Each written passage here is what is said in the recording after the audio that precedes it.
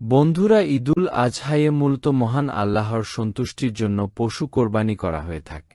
কোরবানির ঈদ এলেই অসাধু ব্যবসায়ীরা গবাদি পশু কৃত্রিম উপায়ে মোটাতাজা করতে ব্যস্ত হয়ে পড়ে।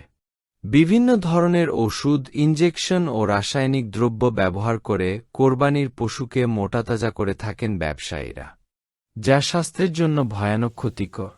বিশেষজ্ঞদের মতে, কৃত্রিম উপায়ে মোটাতাজাকরণ গরুর মাংস খেলে মানুষের শরীরে পানি জমে যাওয়া, রোগ প্রতিরোধ ক্ষমতা কমে যাওয়া, মূত্রনালী ও যকৃতের বিভিন্ন রকম সমস্যা দেখা দিতে পারে। তাই এসব পশু কেনা থেকে অবশ্যই বিরত থাকতে হবে। বাংলাদেশ কৃষি বিশ্ববিদ্যালয়ের প্রাণীবিজ্ঞান বিভাগের অধ্যাপক মোহাম্মদ আবুল হাশেমের মতে, স্টেরয়েড দিয়ে মোটাতাজা করা গরু দেখতে আকর্ষণীয়, চকচকে ও হৃষ্টপুষ্ট হয়। তিনি বলেন, এসব ক্ষতিকর উপাদান রান্নার পরও মাংসে থেকে যায়। এই মাংস খেলে রোগে আক্রান্ত হওয়ার ঝুঁকি থাকে।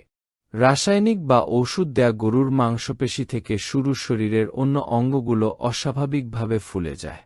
গরুর শরীরে পানি জমার কারণে বিভিন্ন অংশে চাপ দিলে সেখানে গর্ত হয়ে দেবে যাবে এবং স্বাভাবিক অবস্থায় ফিরে আসতে সময় নেবে।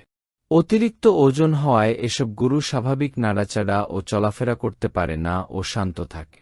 রাসায়নিকযুক্ত গরু ভীষণ ক্লান্ত থাকে ও ঝিমাবে, আর সুস্থ গরুর গতিবিধি চটপটে থাকে। কান ও লেজ দিয়ে মশামাছি তাড়ায়।